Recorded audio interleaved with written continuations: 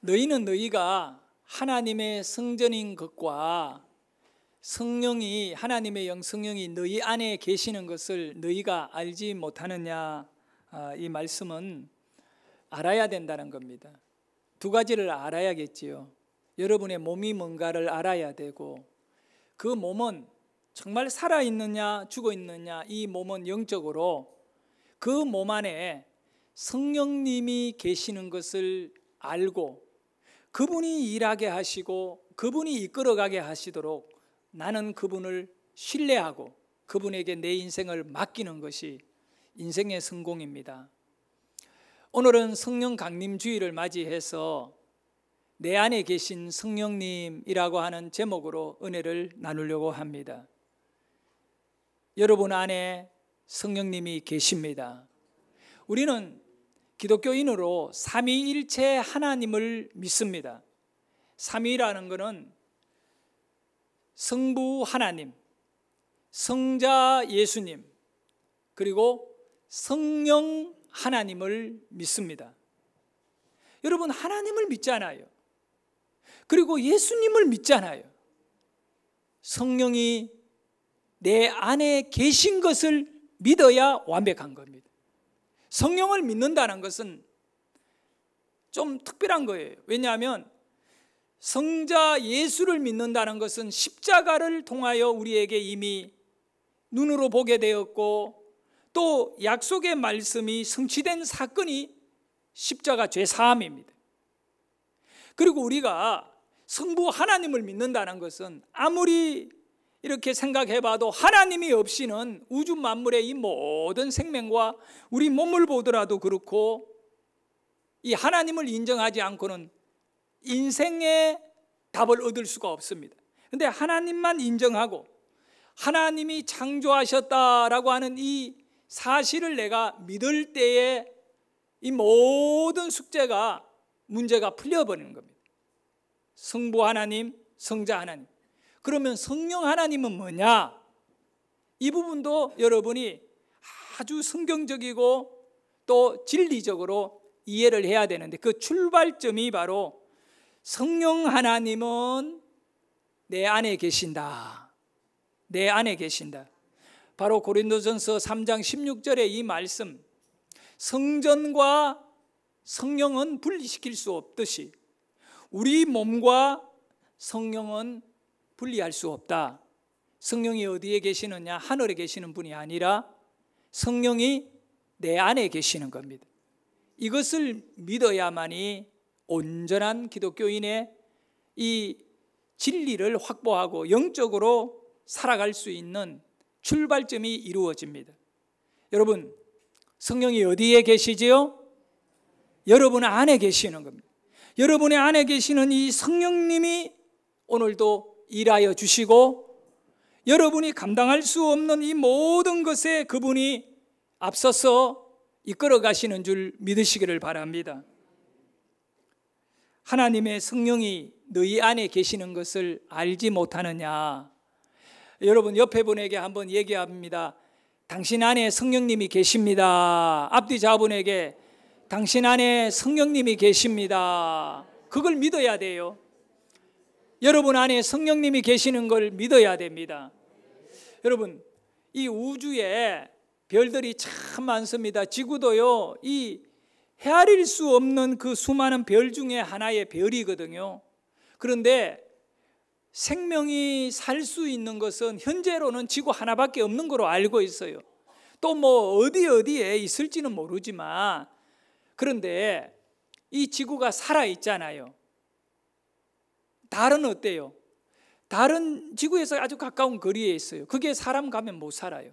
화성에 뭐 어떤 분이 이주를 해가지고 앞으로 지구가 망가뜨려지면 살려고 하는데, 그 화성은 사람이 살 수 없는 곳입니다.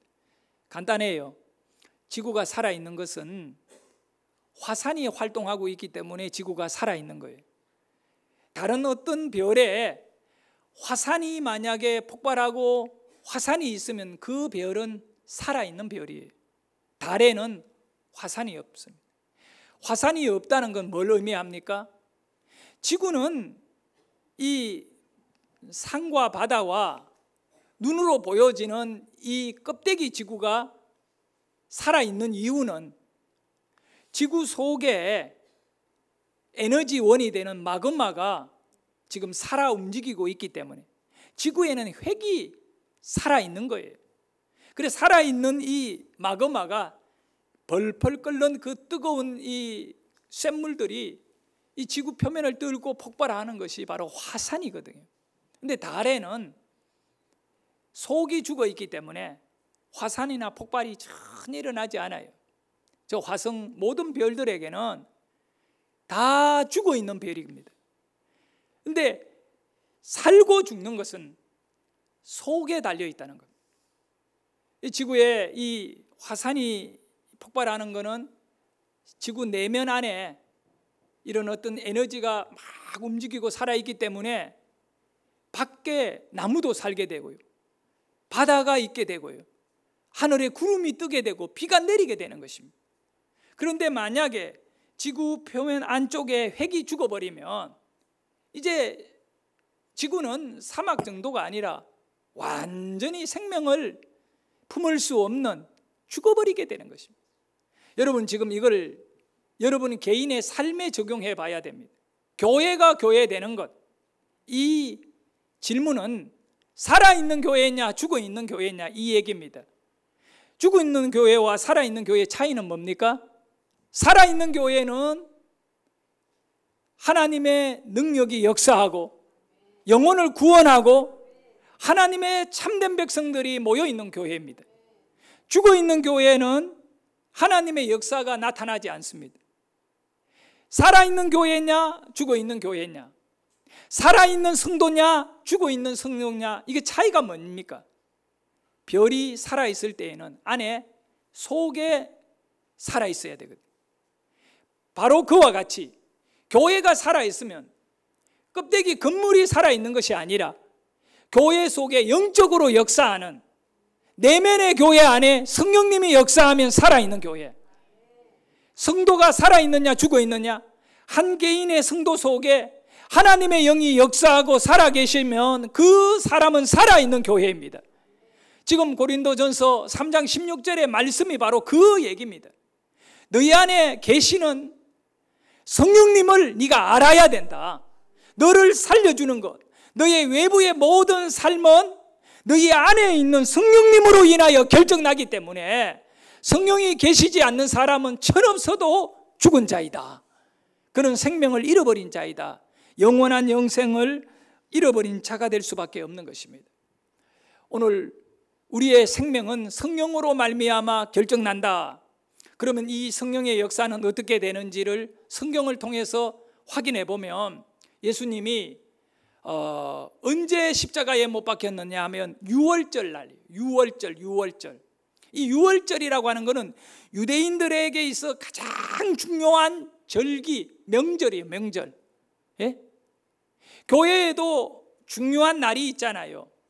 뭐 예수님이 태어나신 성탄절이라든가 뭐 부활절, 이런 절기가 중요하듯이 과거의 이스라엘 백성들의 저게 중요한 절기는 유월절이거든요.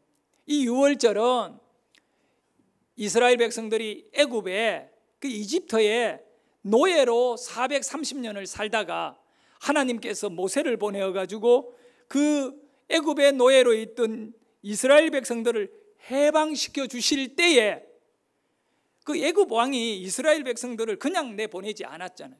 그때 하나님이 이스라엘 백성을 다 안전하게 살려주시는 방법이 뭐냐 하면 양을 잡아가지고 그 피를 각자의 짐에 문설주, 그러니까 문지방에다가 다 바른 겁니다. 피를 바른 거, 피.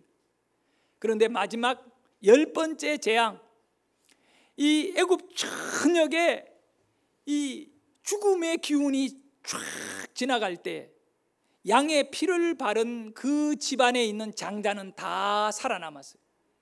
그러나 양의 피를 바르지 않았던 모든 집의 장자는 다 이유도 없이 푹푹 쓰러져가 다 죽어버린 것입니다. 그 사건으로 애굽 왕이 두 손 들고 이제 도저히 너희들을 잡아두는 것이 우리에게 이 비참한 불행이다. 나가라, 나가라. 그래서 이스라엘 백성들은 떠날 준비를 다 하고 이 문설주에다가 피를 발려두고 애굽 왕이 나가라 말하는 그 동시에 한밤중에 이스라엘 백성들이 애굽을 빠져서 홍해를 건너서 광야로 들어오게 된 것입니다. 나중에 하나님께서 모세에게 말씀하기를 너희들은 유월절을 지켜라고 말씀하신 것입니다. 그래서 이 유월절은요 언제 지키느냐? 바로 이 이스라엘 백성이 그 애굽에서 빠져나온 그 날을 지키는 겁니다. 그런데 유월절을 그냥 지키는 것이 아니라 유월절 이후에 광야에서 이스라엘 백성이 40년간 살게 되잖아요. 그런데 사람들은 편안해지고 살기가 좋아지면 과거에 그 고생하고 어려웠던 걸 다 잊어버려요.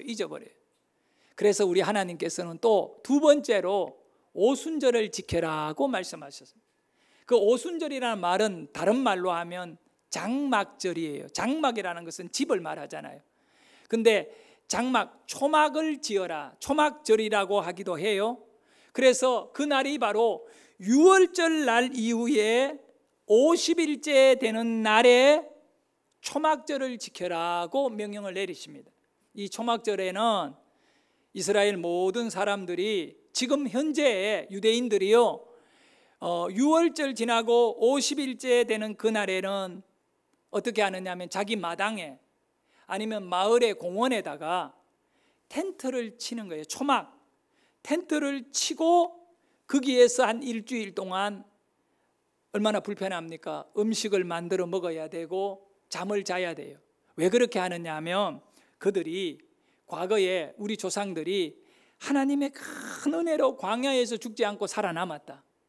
그걸 기억하기 위해 초막절을 지키는데 오늘이 바로 초막절이에요. 초막절. 유대인들에게 있어서는 이 초막절, 오순절. 그러니까 이 오순절이라는 그 날짜를 잘 개수하고 헤아릴 수 있도록 이름을 초막절이라는 것을 오순절로 만들어놨어요. 이 순이라는 것은 10개를 순이라 그래요. 그러니까 이순은 20일이고 20개고 사순은 40개를 말해요. 그래 오순은 50을 말하는데 날짜로 50일째 되는 그날, 그 언제로부터 6월절로부터 50일째 되는 그날에 이제 놀라운 역사가 기독교 가운데 일어나게 되는 겁니다. 그날이 언제냐? 우리 예수님이 6월절 날 어린 양으로 십자가에 죽으셨거든요. 그러니까 예수님이 십자가에 죽으시고 50일째 되는 날이 오순절이에요.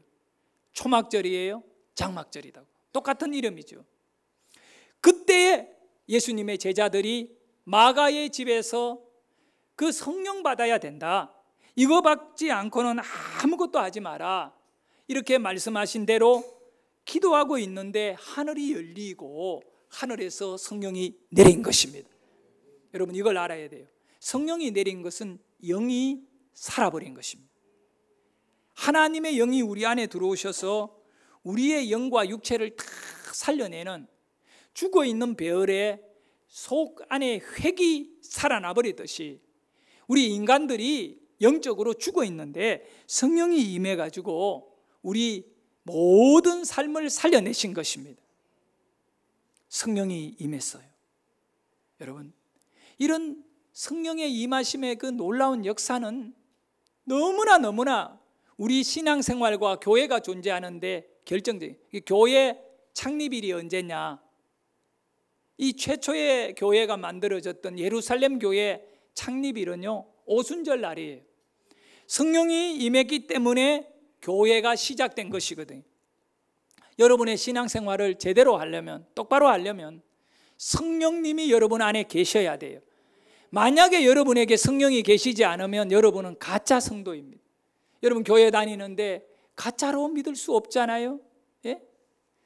자, 사도행전은 예수님이 하늘로 구름 타고 승천하신 이후에 제자들이 성령에 충만해서 성령 받은 사람들이 복음을 전하러 다니는 내용들이 사도행전이에요. 그런데 그 사도행전 1장을 딱 시작하면서 8절까지 놀라운 역사를 기록하는데, 거기는 보면 하늘로 구름 타고 예수님이 올라가시기 직전에 마지막으로 제자들이 예수님께 질문을 하게 됩니다. 어떤 질문을 했을까요? 사도행전 1장 6절에 보니까 제자들이 예수님께 진지하게 물어보십니다. 이스라엘을 회복해 하실 때가 이때입니까? 물어봅니다. 이 질문은 제자들이 예수님을 따랐던 가장 중요한 이유가 여기에 있기 때문에 그렇습니다. 여러분, 어느 날 이스라엘 가운데에 젊은 분이 나타나가지고 기적을 막 행하고 있습니다. 기적을 보고 사람들이 깜짝 놀래가지고 그분을 따르기 시작했습니다. 그분이 누구냐? 예수님입니다. 죽은 나사로를 살려버리고, 앞을 못 보는 명인들을 만나는 쪽쪽 눈을 다 열어버리고, 문둥병 환자 집단적으로 10명의 문둥병 환자를 치료해버리고, 중풍병 환자에게 걷게 만들어버리고, 안전명에 일으켜 세워버리는, 이런 엄청난 능력을 나타낼 때에 유대인들이 큰 기대를 그분에게 하게 됩니다. 이스라엘은 오래전부터 로마의 군대의 지배를 받는 식민지였습니다. 여러분, 나라를 잃어버린 백성들의 그 고달프고 슬픈 삶이 얼마나 힘들겠습니까? 그래서 우리의 소원은 해방이었던 것입니다. 모든 유대인들은 할 수만 있으면 자유만 얻으면 좋겠다. 로마가 이 유대에서 떠났으면 좋겠다. 그럴 만한 이유도요, 당시에 제사장이라면 레위 족속들 가운데에 정말 하나님 앞에 제사장들이 모여서 1년에 한 번씩 제비를 뽑아 이 뽑힌 사람이 제사장이 되고 하는 이 거룩한 이 의식이 있어야 되는데, 어떻게 되었는지 예수님 시대에는 제사장을요, 로마의 총독이 임명을 해버립니다. 야, 말 잘 들으면 너 제사장 해, 대제사장 너 해, 막 이런 식으로. 그러다 보니까 유대인들은 자존심이 완전히 짓밟힌 것입니다. 하나님을 믿는 그까지도 다 더러워져 버린 상태가 되기 때문에 유대인들의 간절한 눈물겨운 소원은 어떻게 하든 이스라엘이 회복하는 거고 해방하는 것입니다. 그런데 해방 못하는 이유는 로마의 강한 권력에 대항할 힘이 없었기 때문에, 힘만 있으면 우리가 몰아낼 건데, 중간에 이런 독립운동들이요 많이 일어났지만 일어날 적마다 다 몰살당하는, 몰살, 다 십자가의 죽임을 당하고요. 그러니까 엄두를 내지 못하는 그때에 한 젊은이가 능력을 나타내면서 온 유대 땅을 돌아다니는데 사람들이 기대를 하게 됩니다. 야, 이분이, 죽은 자도 살리는 이분이 우리의 대장이 되어버리면 우리나라 독립할 것 아닌가, 우리나라 해방할 것 아닌가, 이런 마음들을 가지고 예수님을 따랐다는 것입니다. 그래서 그들이 이제 예수님이 하늘로 승천한다고 하니까, 이제 우리 주님이 하늘로 승천가면 하늘에 가서 막 군대를 몰고 내려와 가지고 로마 제국을 우리 땅에서 몰아낼 거다. 왜냐, 하나님의 선택된 백성이라. 이런 기대를 갖고 6절에 예수님에게 우리나라를 회복할 때가, 이스라엘을 회복할 때가 이때입니까? 지금입니까? 라고 물었을 때 7절에 딱 보니 우리 예수님이 뭐라고 대답해 주느냐? 그것은, 이스라엘의 해방은 너희들이 알 바가 아니다. 간단히 말하면요, 이스라엘 해방은 너희들의 관심이 아니다. 그들은 온 마음을 이스라엘의 해방에 관심을 갖고 있는데, 그것 때문에 예수님 쫓아왔는데 그거 아니다는 겁니다. 너희들은 이 나라가 해방되는 것에 관심 갖지 마라. 그리고 8절에 하시는 말씀이 뭐냐? 우리 예수님이 하신 대답이 이거예요. 한번 읽어봅니다. 오직 성령이 너희에게 임하시면 너희가 권능을 받고 예루살렘과 온 유대와 사마리아와 땅끝까지 이르러 내 증인이 되리라 하시니라. 너희들이 관심 가져야 될 것은 성령 받는 것이야.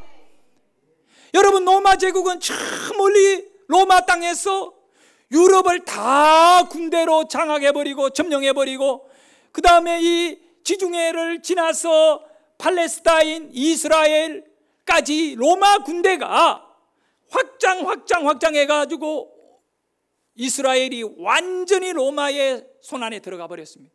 그런데 우리 예수님은 반대로 말씀합니다. 로마는 군대를 갖고 세계를 점령했다.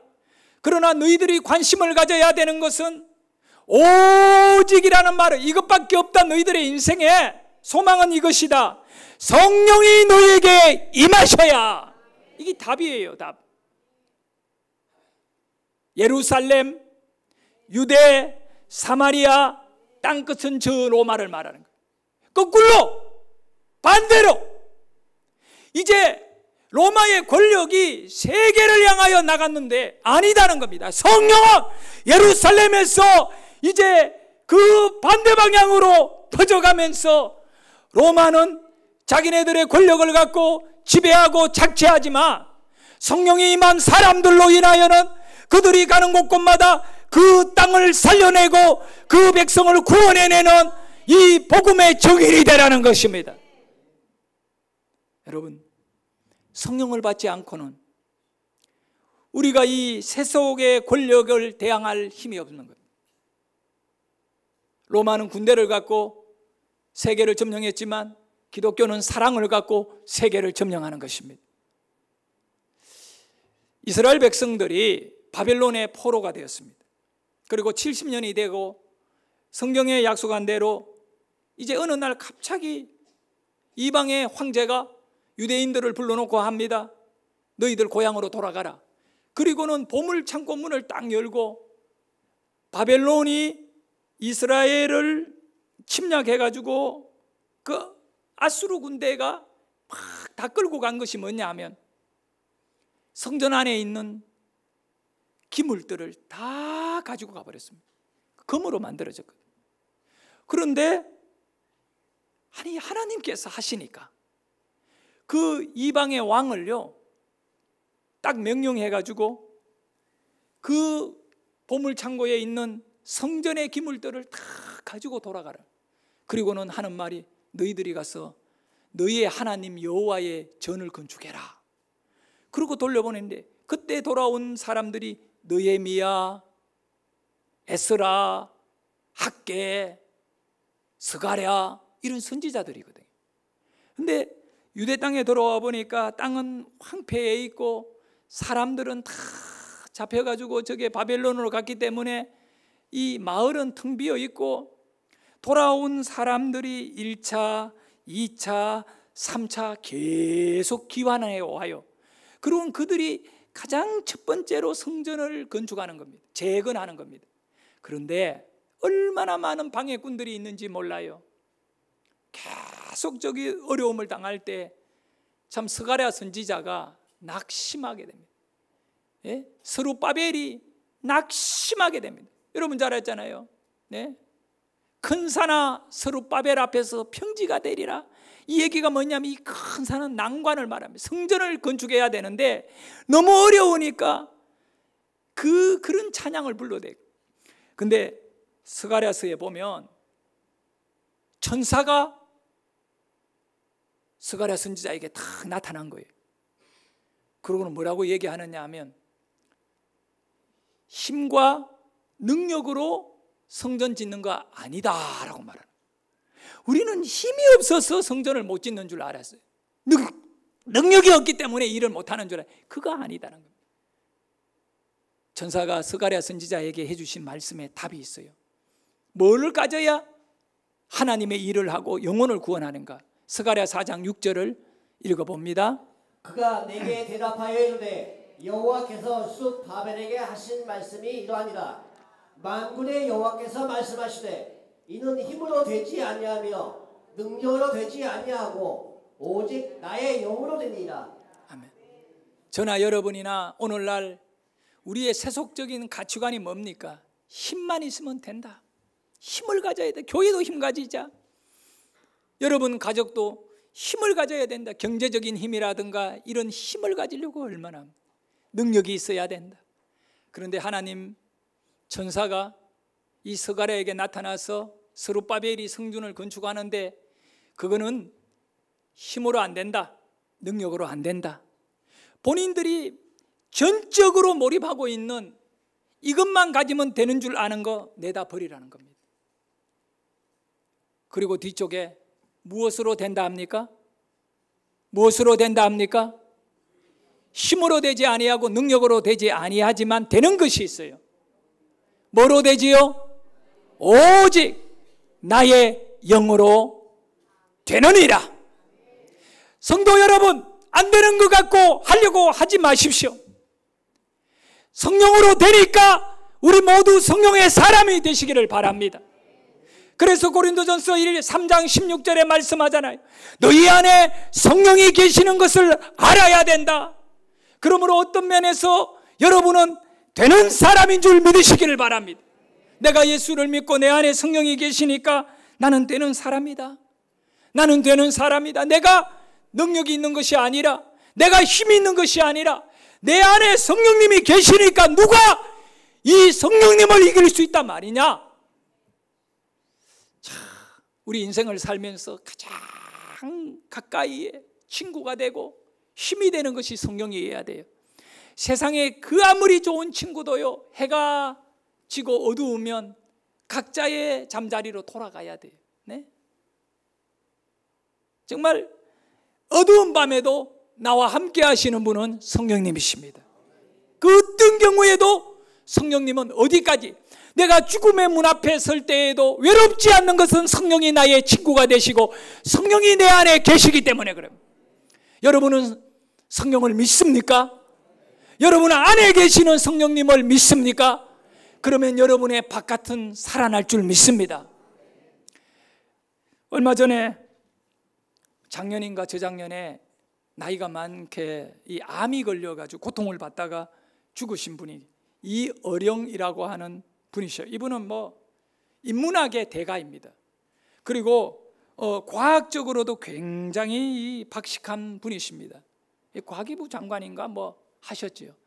이어령 씨가 암에 걸려가지고 이제 죽음을 앞두고 이 마지막 인생 가운데 남아있는 시간이 얼마 남지 않는 그때에 쓴 글이 있어요. 그 제목이 뭐냐면 후회라고 하는 글을 썼어요. 후회. 예? 제가 한번 이분이 어떤 후회를 하고 있는가 글을 통하여 알 수 있어요. 읽어드릴게요. 존경은 받았으나 사랑은 못 받았다. 그래서 외로웠다. 다르게 산다는 건 외로운 것이다. 세속적인 문필가로, 교수로, 장관으로 활동했으니 성공했다고 할 수 있을 것이다. 그러나 나는 실패한 삶을 살았다. 겸손이 아니다. 나는 실패했다. 그것을 항상 절실하게 느끼고 있다. 이 사람이 왜 실패했다고 하는지 아세요?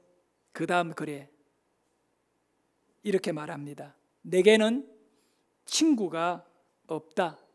그래서 내 삶은 실패했다. 혼자서 나의 그림자만 보고 달려왔던 삶이다. 동행자 없이 숨가쁘게 여기까지 달려왔다. 더러는 동행자가 있다고 생각했지만 나중에 보니 경쟁자들이었다. 정기적으로 만나 밥 먹고 커피 마시면서 수다를 떨 수 있는 친구를 만들어야 그 삶이 풍성해진다. 나이 차이, 성별, 직업에 관계없이 함께 만나 얘기할 수 있는 사람이 있다면 외롭지 않을 것이다. 조용히 얘기를 듣고 얘기를 나누고 조용히 미소 짓는 그런 친구가 있다면 그것이 성공한 인생이다. 난 그런 진실한 친구가 없어 늙어가며 더욱더 후회스럽기만 하다. 정말 바보스러운 삶이었다. 당신은 수다를 떨면서 서로 간 외로움을 달래줄 그런 벗이 있는가?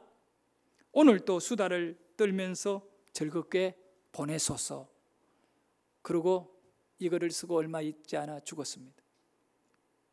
성도 여러분, 이분의 글이 절실하게 느껴지는 것은 어쩌면 외부에 나타난 우리의 삶을 위로해 줄, 마음을 위로해 줄 그런 따뜻한 대화가 가능한 사람이 내 주위에 있느냐, 이것이겠죠. 저는 그렇게 생각합니다. 아무리 친한 친구가 있다 하더라도 인생의 길은 외로운 것입니다. 딱 한 분, 성령님이 나와 함께 하시면, 성령은 기쁨의 영입니다. 내 안에서 솟아나는 주체할 수 없는 무엇인가라고 하는 나의 다른 것으로 채울 수 없는 것이 성령님으로 인하여 내게 솟아나고 채워지는 것입니다. 제가 30대 중반에 개척을 했습니다. 그리고 1년 만에, 1년도 채 되지 않아서 관양동이라고 수촌마을 현대아파트 앞에 있는 빌라촌에 그쪽에 가서 목회하게 되었습니다. 우리 이병수 집사님 2층에 미용실하고, 나는 3층에서 목사로 있었습니다. 근데 그 1층에 내가 그때 한 36살쯤 되었을 때 1층에 어떤 젊은 분이, 나보다 한 서너 살 많은 분이 가게를 하나 오픈했습니다. 그 가게는 비싼 향초를 팔고 크리스탈 그 유리로 된 그릇 같은 거, 도자기 비싼 인형 같은 그런 물건들, 인테리어 소품을 파는 전문 가게였습니다. 아주 깔끔하게 예쁘게 환하게 꾸민, 쉽게 말하면 그런 것만 전문적으로 팔 수 있는 요즘 같으면 프랜차이즈 정도였던 것 같습니다. 새로운 가게가 교회 밑에 들어왔기 때문에 당연히 열심히 찾아가서 그분과 사귀고 전도를 했습니다. 근데 이분을 가만히 관찰하면서 느낀 것은 참 이분은 성실한 분이었습니다. 술도 거의 안 드시고, 술을 왜 안 먹느냐고 물어보니 돈이 아까워서 먹을 수가 없다는 것입니다. 정말 열심히 사는 분이었습니다. 그래서 40이 되기 전에 본인은 빌라지만 자기 집을 갖고 중학교 1학년짜리 아들이 하나 있었어요. 그리고 가게를 이제 그 당시 돈으로 꽤 많이 이렇게 들어서, 그 물건이 비싼 것들인데 갖추고 한번 더 큰 부자 되어 보겠노라고 하는 그런 꿈을 갖고 살았습니다. 그런데 문제는 그 수촌 마을에 그 비싼 거를 살 사람이 별로 없어요. 하나의 최하가 3만 원짜리인데, 그 당시 3만 원은 얼마나 비쌌냐. 참 돈 가치가 많을 때이잖아요. 이게 오래전의 얘기니까. 근데 그분의 마음을 얻기 위해가 필요 없는 것들을 이렇게 한 개, 두 개 구입해 주면서 어떻게 하든 예수를 믿자. 근데 이분은요, 내가 쭉 몇 달을 관찰했는데 모든 전심은 컵라면으로 사셨어요. 그 당시에 컵라면은 일반적인 식사가 아닐 때, 요즘은 컵라면은 참 맛있어요. 그런데 이분은 점심 때마다 컵라면을 끓여가지고 이렇게 종류만 바꾸어 가면서 드시고, 그래가 내가 사장님 밥을 좀 드십시다. 그래 내가 또 한번 내가 살 테니까 밥 먹으러 가자 해도 미안해서 그런지 거부하시다. 자기 가게 문을 여놓는다. 그리고 밤 10시까지 아무도 오지 않는 가게에, 그 골목에 늦은 밤에도 문을 열어놓고 기다리고 그래요. 내가 수요 예배 마치고 와도 문을 열어놓고 참. 근데 몇 달이 지나면서 본인이 한계를 느끼는 거예요. 이거 이제 망했다. 걱정하고 염려하고 근심하고 그런 날을 보내면서 교회 나와서 예배 한번 드리자. 근데 한두 번은 어릴 때 교회를 나가고 했을 건데, 이분은 아직까지 교회에 들어가 예배 한번 들어본 적이 없는, 그야말로 한 번도 기독교를 경험하지 못한 분이셨어요. 그래서 내가 가깝게 참 지내면서 결국은 주일날 아침에 11시에 손을 잡고 교회로 데리고 올라와서 예배를 드렸습니다. 근데 불신자 한 명이 교회에 와서 예배 드릴 때 작은 교회에 얼마나 목사의 입장에서 누구 성도가 데리고 오면요, 진짜 막 그분 안아주고 싶고 그분한테 있는 지갑 다 털어가지고 밥 먹으라고 주고 싶을 정도예요. 전도한 분에게. 근데 그분은 내가 전도를 했기 때문에 너무너무 기쁜 거예요. 그래서 내가 데리고 와서 뒷자리에 줄이 이렇게 있는데 요 오른쪽에 창가 반대쪽에 뒷자리 한 서너 번째 이분이 앉더라고요. 나는 이제 또 나가서 이 찬양 인도하는 청년 끝나면 바로 사회를 봐야 되니까 그 앉는 모습 딱 봤는데 앉자마자 바로 이분이 울기 시작하는 거예요. 그냥 앉더니 울기 시작하는 거예요. 그 우는 모습을 보고 앞으로 나와서 강단에 나와서 사회를 보면서 찬양 부르고 성경 읽고 설교하는데 계속 우시는 거예요. 하염없이 우는데, 그리고 예배가 끝났어요. 그러면 이제 오늘은 따뜻한 점심을 먹어야 하잖아요, 같이. 그런데 이분이 예배 끝나자마자 그날 바로 문을 열고 축도 끝나자마자 나가버리더라고. 내가 인사할 시간도 주지 않고 1층으로 내려가 버렸어요. 나중에 사람을 보내어가지고 밥 먹으러 올라가라 간데 거절하는 거야. 오늘 밥을 안 먹겠다고. 예배 다 끝나고 내가 내려가서 이분에게 아니 그래 식사도 하시고 이렇게 하시지 왜 그렇게 하셨냐 물어보니까 너무너무 창피스러워가 못 앉아 있겠더니. 그 내막을 들었는데 수도꼭지가 물을 트면 확 쏟아지는데 그 꼭지가 열렸는데 잠그려고 하는 순간에 고장이 나가 안 잠겨지는 거 있잖아요. 자기가 아무리 울지 않으려고 하는데 이것이 안 된다는 거예요.